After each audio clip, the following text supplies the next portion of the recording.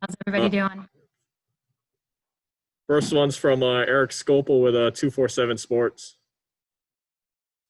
Hey, Missy. You guys, with everybody back and you add the new freshmen, I'm just wondering if you're expecting these, I guess, the competition in practice to even pick up a step here, just because it'll maybe be a lot of returners back, but also players pushing them that are also on the roster. Definitely. I mean, one thing we've talked about since day one is having friendly competition at practice every day. This team this year is our deepest roster that we've had since we've been here. And you can definitely see that these guys walk in the weight room or they step on the field. And as individuals, as a team, they're very locked in, very focused, have really good intent behind what they're doing. And I think it's because they know how talented we are. Next question from Jordan Brenner, KWVA. Hey, Coach Lombardi. I'm wondering who showed up from the summer and stood out to you as somebody who was like, yeah, this person put in the work and is ready to attack this season. You know, I think that's kind of a tough question because all of them come from different places. We have a lot of athletes that came from California and were limited. At times they had their facilities, and then at times that they didn't have their facilities.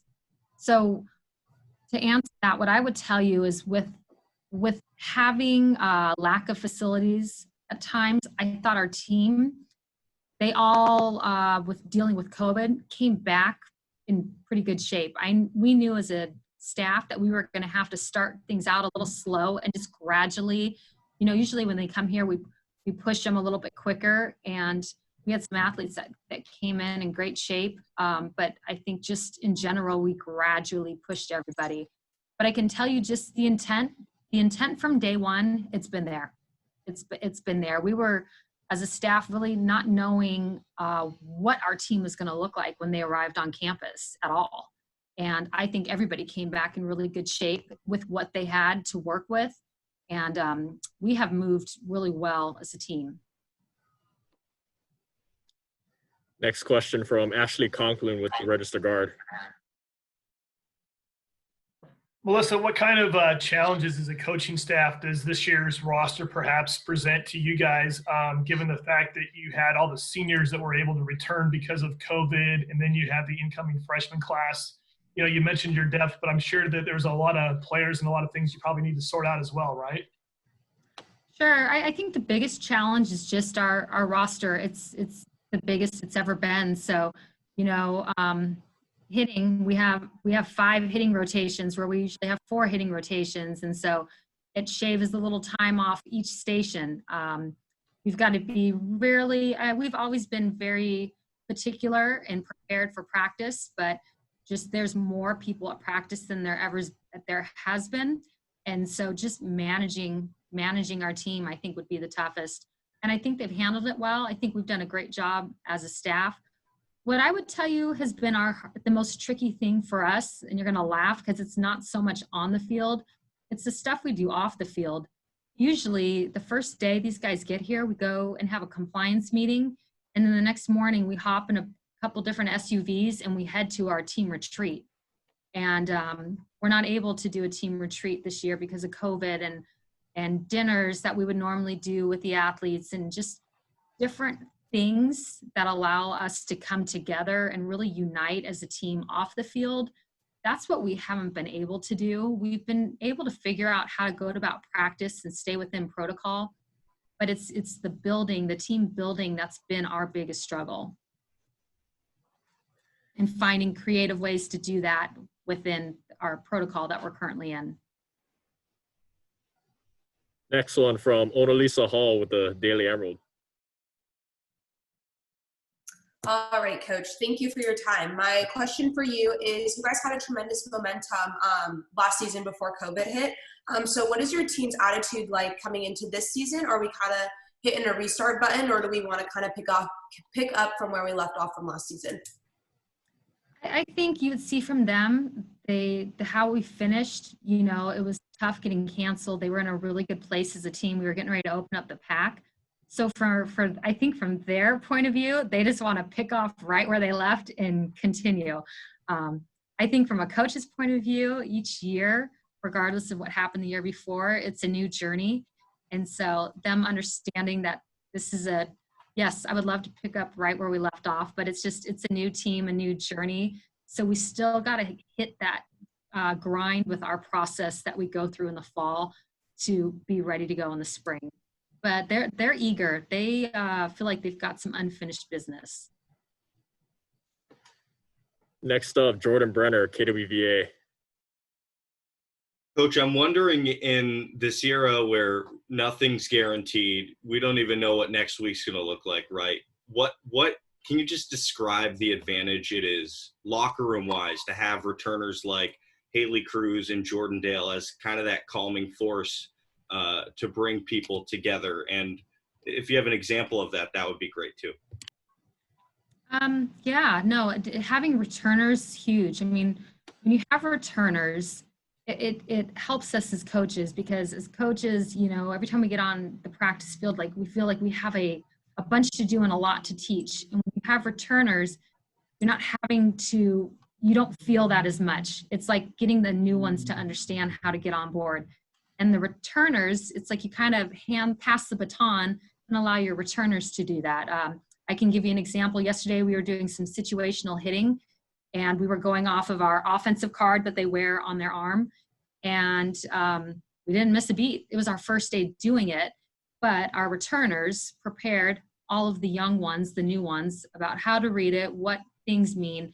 And we were able just to get right through it, like if we were in practice last year. So it says a lot when you have returners. I think it allows us as coaches to sit back just a little bit and allow them to coach each other up. And they've all been doing a really good job of that.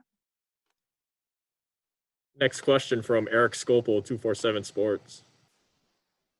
I'm just wondering, Missy, how weird is practice? Like, what kind of things are you not able to do? What kind of things are you able to do? I mean, just what's the update on kind of the bizarre nature of all of this? Sure, it's different. And even when we got canceled in March and we were getting ready to be canceled, we just kept talking about adapt. That's all we can do is adapt, push forward. I mean, that's the thing that they're probably tired of hearing us saying, but it's the truth. Right now the main protocol is that we've got to wear masks, which they've all done an excellent job. There's certain ways we have to enter and exit the building and all that. They've done great with that as well. When we're on the field, we have to have our mask on and we have to stay 6 feet distance from each other.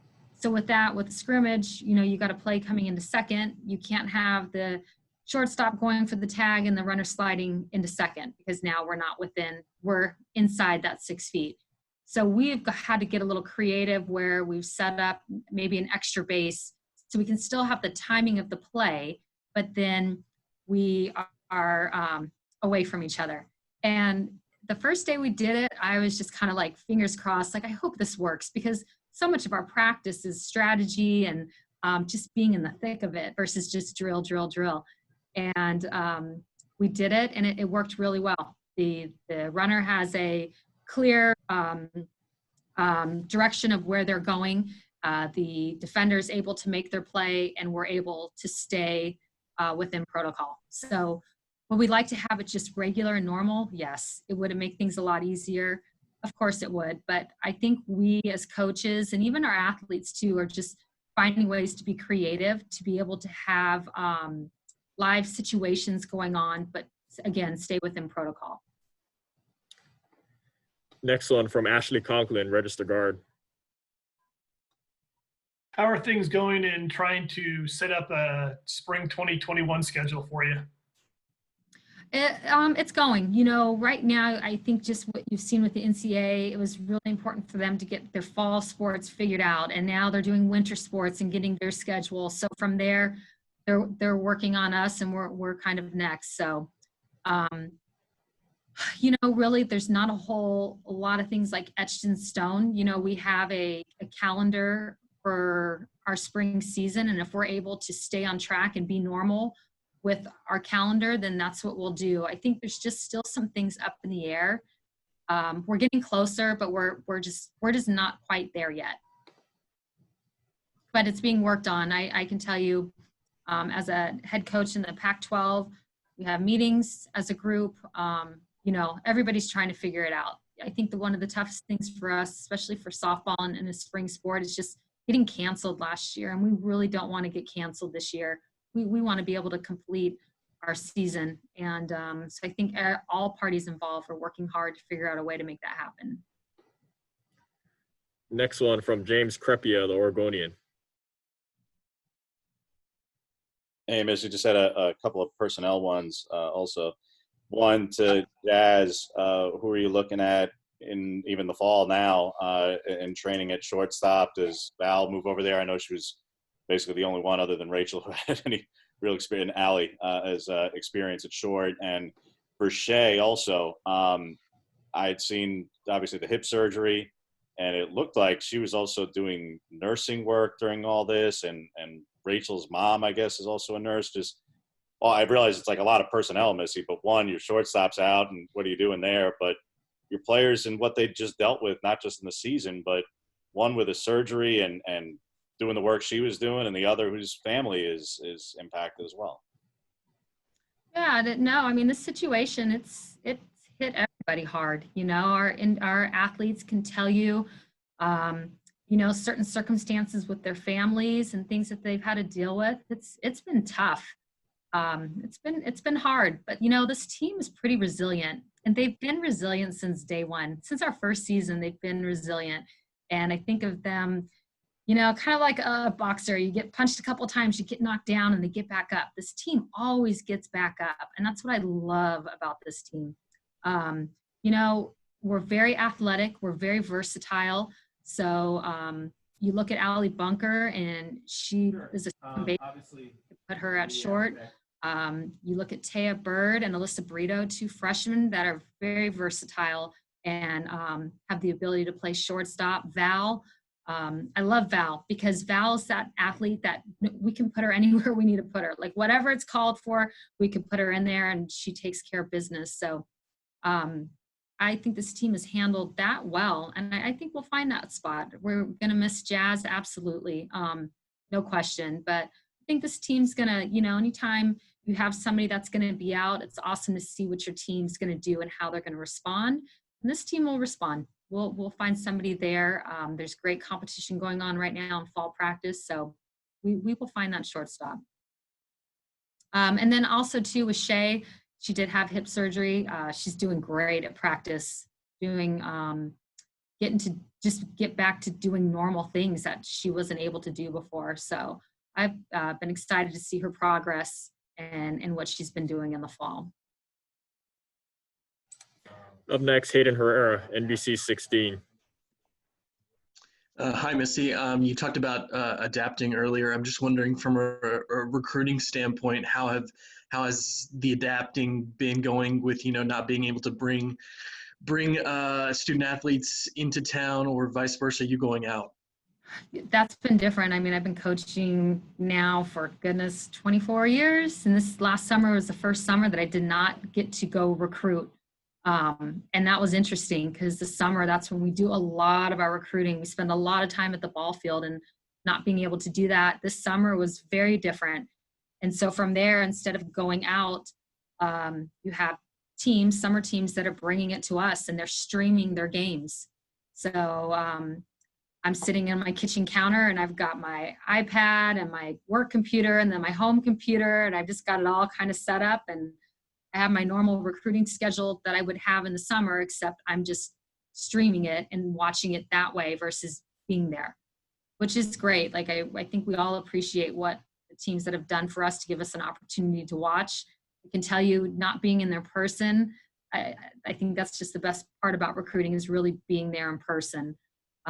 Again, not being able to bring athletes on campus, that's a tough one because to me, it's about coming to Oregon and really getting to see how beautiful Oregon is and the resources that you have here as a student athlete. And the Jane, our stadium is gorgeous. So that's been a tough one. And so for us, again, as coaches, we're having to be creative with the way that we recruit and with the way that we practice, you know, just all the different things that we do. How can we be creative through COVID? And I think our staff has done a great job with it.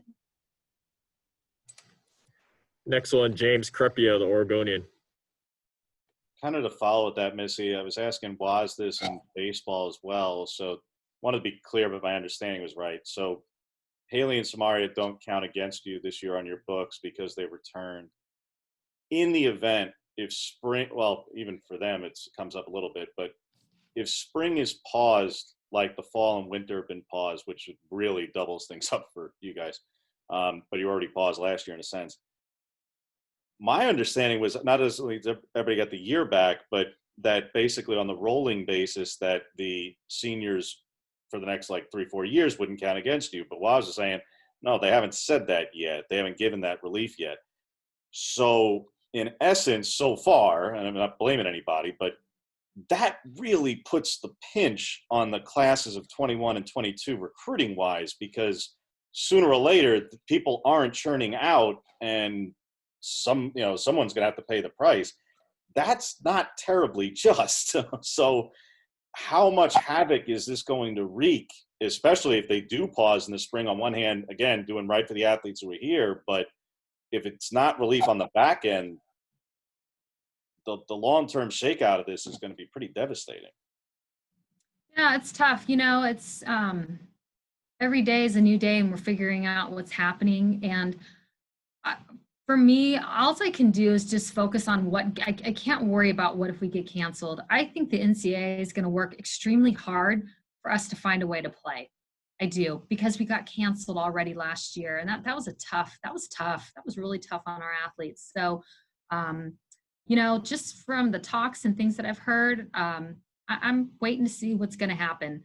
And, if that were to happen, then you have to figure it out. But I'm not going to worry about that right now. There's so many other things that we have to figure out that's just a little more ahead of us. I agree. If we were to get canceled again, everybody gets an additional year. It's like, how do you manage all that? It's tricky, but I would say after what happened last year, we were able to figure it out and manage it right now with where we're at, knowing athletes coming back and new athletes coming in. So we would just have to do the same, go back to it and just figure it out. But it's tough. It's tricky. It's tricky. You're kind of in no man's world a little bit, because you can't. You kind of puts a hold on some things. But we figured the first part of it out, and I feel confident that whatever comes at us, we'll figure that out as well. We got time for a couple more, so we'll go with Ashley Conklin from the Register Guard. With the pitchers you brought in last year that you got a brief look at that supplemented Jordan, just what do you think of them, and what do you think of your pitching depth overall going into the 2021 season? I really like our pitching staff a lot. You think of the first year and all the innings Jordan had to throw, and we were so close to postseason, we just ran out of gas. We ran out of Jordan's arm, and we ran out of gas. But with seeing what our pitchers did last year, the four of them, I love that we had 2 lefties, 2 righties. I thought they all gave really good different looks. Did a good job. Some throw harder than others. Some have, a little more devastating speed or movement, but they're all different and they all give different looks. So it requires a team to prepare for all of them.